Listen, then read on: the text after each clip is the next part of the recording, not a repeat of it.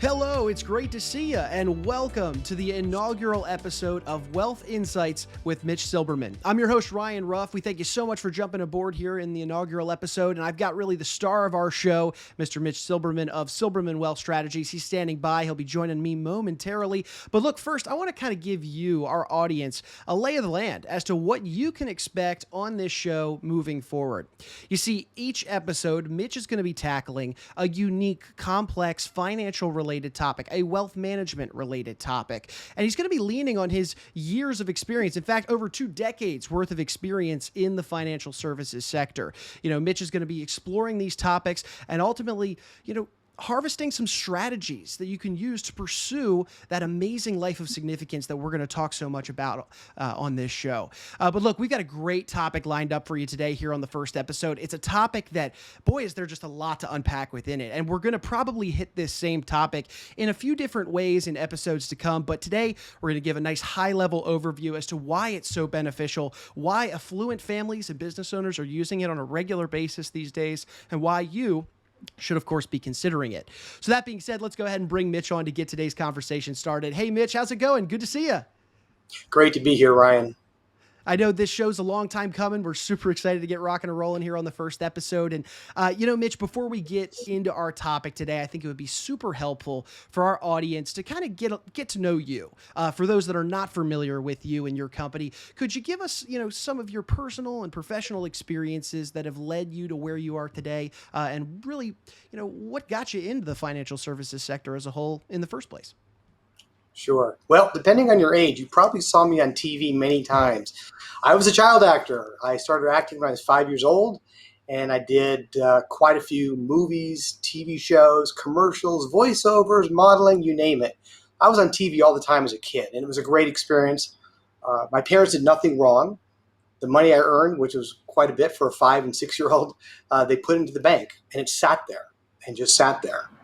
And when I got older and got ready to go to college, I said, wow, I have a lot of money in the bank.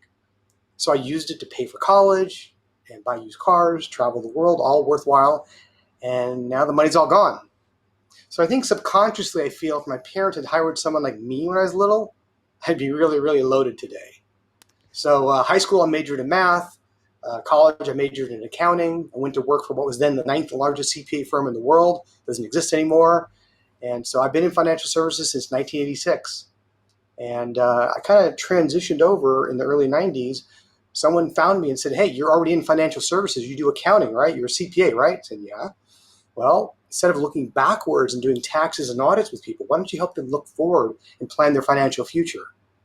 And I said, well, what do you do? How does that work? And I was hooked. I loved it. I am so passionate about sitting down with people and helping them plan the most magnificent future for themselves possible so they can live an amazing life of significance. I love that, Mitch. And, your story is super unique in that, yes, you were a child actor. But one thing that I was thinking about earlier today is that while, yes, your story is unique to the outsider, maybe myself even, it's not that unique for the area that you serve over there in California. This is a popular story, if you will. Yeah, in Southern California, there's lots of folks that make their living in and around the Hollywood area, and it's exciting. I mean, I really do love it. But what I found is no matter what someone's background is, or no matter where they're going in life, they have similar concerns, and it really boils down to: do I have enough? Am I going to run out of money? Can I take care of my family and my legacy? Am I going to keep my money from being unjustly taken away in taxes or lawsuits? And really, everyone's focused on creating an amazing life of significance for them and those they care about. Sure. And Mitch, so I really appreciate you sharing kind of your background, letting, our audience know a little bit more about you, especially as we work towards, a lot of topics that we're going to tackle on this show. But hey, look, I want to get into today's topic because there's a lot to get into it with regards to it. So as I was thinking about how I wanted to start our conversation, Mitch, I kept coming back to this one word, and that's uncertainty. I mean, if you want to talk about uncertainty, look at the last year and a half of our lives between the COVID-19 pandemic, the presidential election, the vaccine rollout program, so many things causing not only personal uncertainty, but financial uncertainty as well. So, Mitch, to get our conversation rolling on today's topic, let's start by talking about what is it that people can be doing right now to, protect their finances and ultimately give them the peace of mind that they're looking for these days, given the levels of uncertainty that we've been seeing lately? You are so right, Ryan. Right now, we have unprecedented levels of uncertainty, socially, politically, economically, and it's unnerving to a lot of people. But I'm going to let you in on a little bit of a secret. I don't control the stock market. Okay? So, that being said, we're very planning driven and goal oriented. And I found in my 30 plus years in financial services, there is no such thing as a financial planning emergency. In fact, most emergencies arise from a lack of financial planning. So the key is really to say, think of it this way. We've all used a NAV system many, many times. What's the first question they ask you? Well, what do you have to put in? Where are you now? And what's the next question? Where are you going? Okay. So there's a lot of people who have done very well. They've accumulated a lot of wealth. They've made money. They've saved. They've invested well. So they kind of have an idea maybe of where they are now, although maybe they're not organized enough to know exactly where they are. And they have some idea where they'd like to go, but maybe there's not a number put into it. So, Mitch, this planning process, it sounds like it's obviously beneficial. It's something that your affluent clients, a lot of individuals, business owners, families are considering. Why is my next question? Why is this process so valuable, and why should people be considering it given all that's been going on in our world? Yeah, it's crucial, Ryan, because I typically don't work with people to make them wealthy. Mm, The typical folks I work with, they want me to help keep them wealthy. So okay. what I found is over the decades, they've done well. They've earned, they've saved it, they invested, and they have kind of a hodgepodge.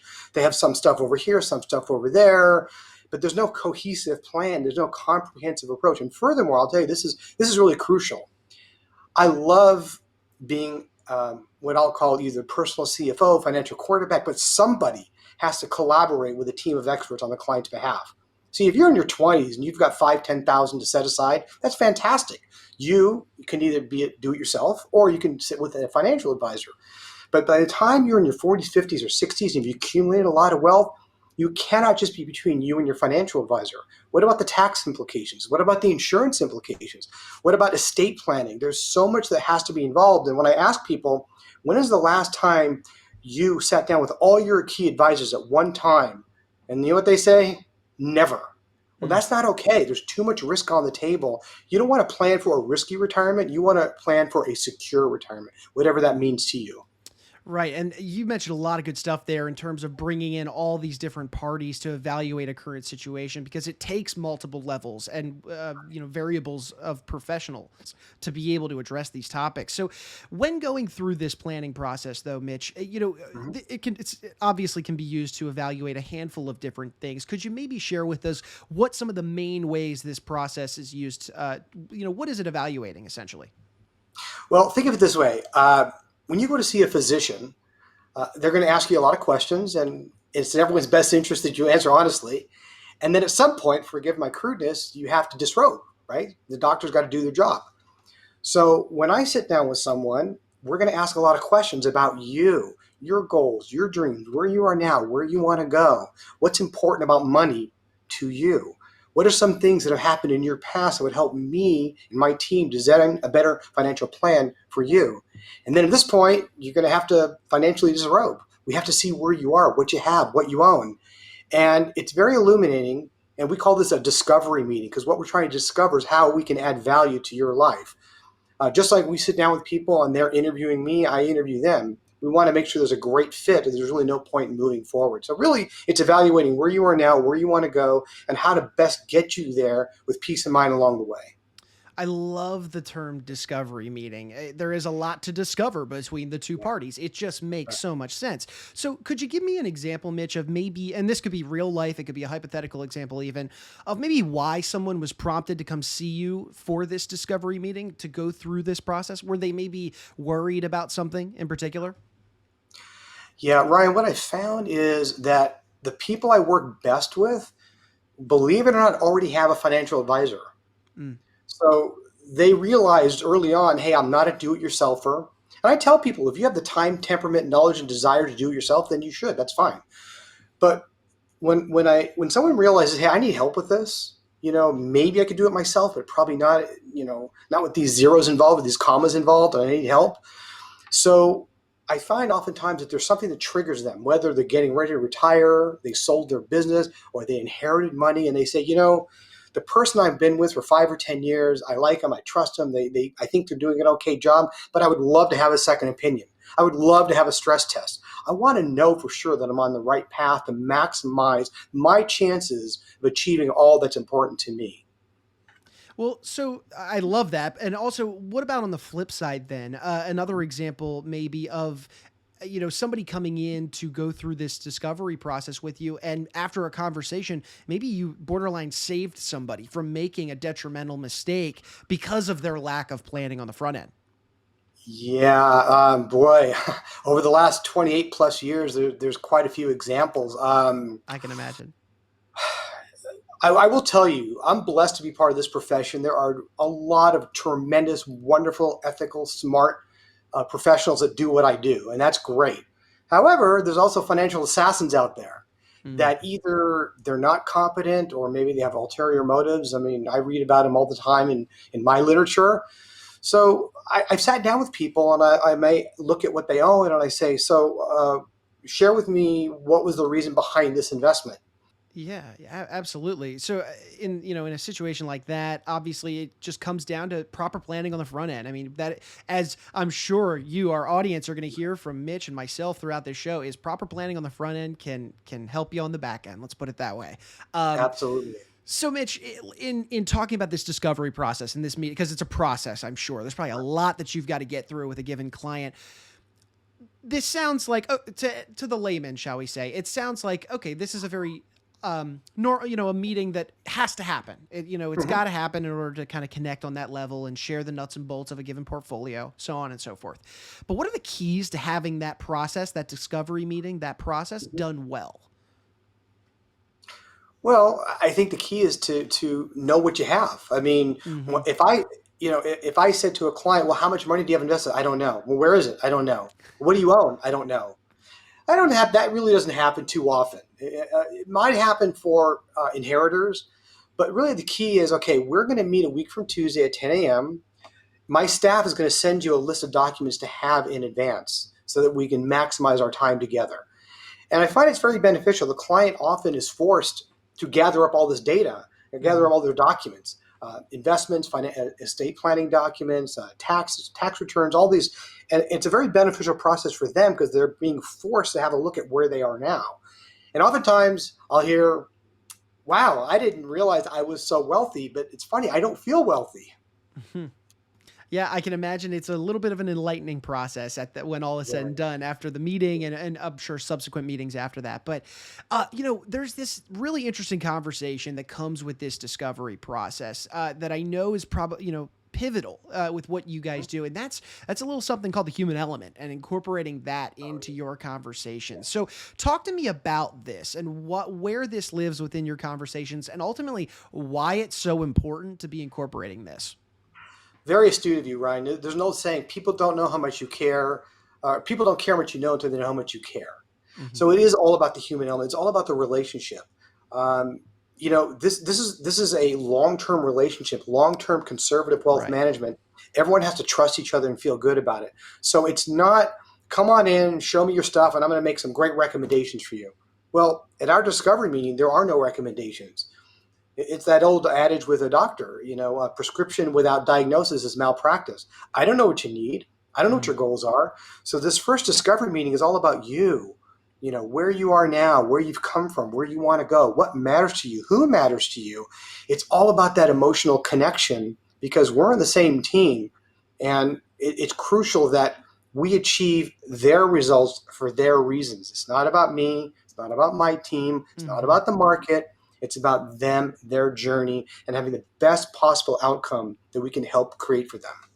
I love that. I love your doctor analogy as well, because you Sure. don't want to provide any sort of medication for us for a problem that might not exist. So that being said, when you're going through that, this is probably, I mean, this is not a 20-minute meeting here that we're talking about. This is a thorough process that you're going through to, like you said, who matters to them, what matters to them. These are some deep conversations.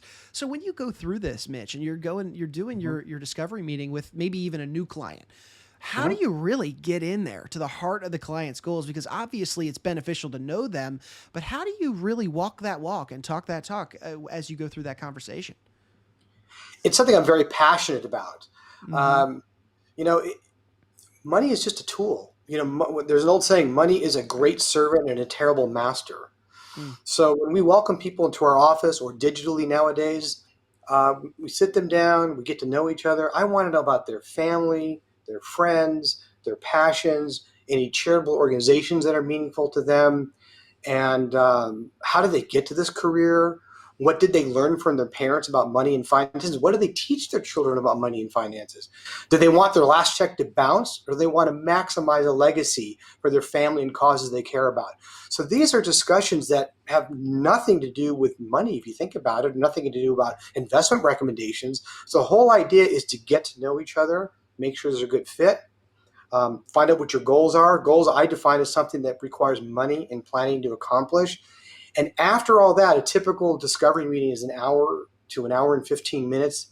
Then we put together a plan and we pick investments to help them achieve their goals in that plan. Got it. Okay. Okay. So Mitch, when you're going through this process, maybe with I mean, for lack of a better expression, the super rich or a super affluent client, maybe with a net worth of 100 million, $500 million in their portfolio. Obviously, I'm sure they have a tremendous amount of access to expertise with that kind of portfolio. So could you maybe share then a lesson or two that can be learned from this group of people when they're going through this discovery process and these meetings, for maybe a lesson that could be learned for somebody that doesn't even have that level of wealth?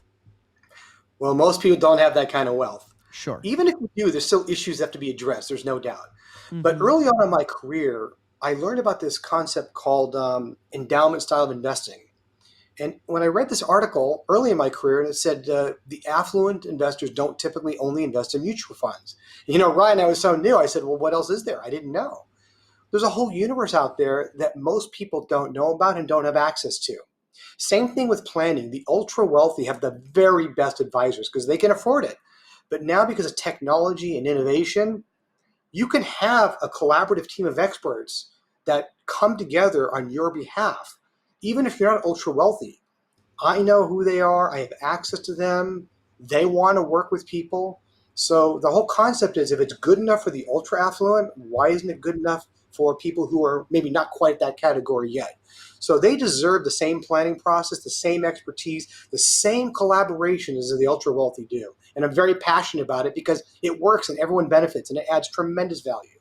Right. I love that. And it's not that this process is a one size fit all by any You know. means. I mean, this is very custom tailored. It's Mhm. what you had mentioned earlier, Mitch. It's what matters to you, who matters to you. It's all about you. I mean, there's a lot of It is. listening going on probably in your seat. Yes.